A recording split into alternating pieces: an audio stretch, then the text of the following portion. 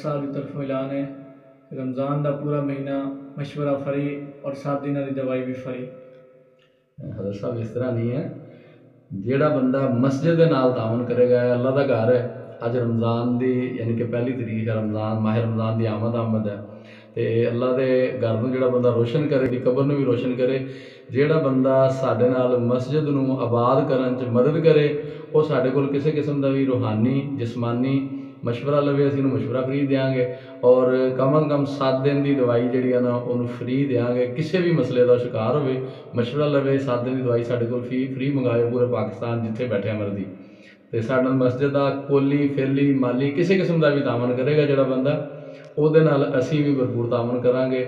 Medicine का खर्चा मैं बर्दाश्त करांगा, वो बंदा अपना उही जो इलाज उत्ते खर्च करना ना, जिन्नी गुंजाइश है को ਉਹ ਅੱਲਾ ਦੇ ਘਰ ਨਾਲ ਤਾਮਨ ਕਰੇ। ਇਹਨੂੰ ਮਸਜਿਦ ਨੂੰ ਬੈਟਰੀਆਂ ਦੀ ਜ਼ਰੂਰਤ ਹੈ, ਇਹਦੇ ਇਰਦ ਗਿਰਦ ਬਿਜਲੀ ਨਹੀਂ ਹੈਗੀ, ਲਿਹਾਜ਼ਾ ਸਾਨੂੰ ਬੈਟਰੀਆਂ ਦੀ ਜ਼ਰੂਰਤ ਹੈ।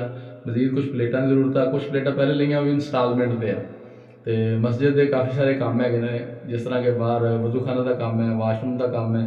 ਯਾਨੀ ਕਿ ਮਸਜਿਦ ਨੂੰ ਅਸੀਂ ਬਣਾਇਆ, ਆਬਾਦ ਕੀਤਾ ਅੱਲਾ ਦੇ ਫਜ਼ਲ ਨਾਲ, ਅਤੇ ਅੱਲਾ ਨੇ ਹੀ ਆਬਾਦ ਕਰਨਾ ਵਾ। तो जिन्होंने अल्लाह ने तौफीक देनी उन्होंने ही बात करना।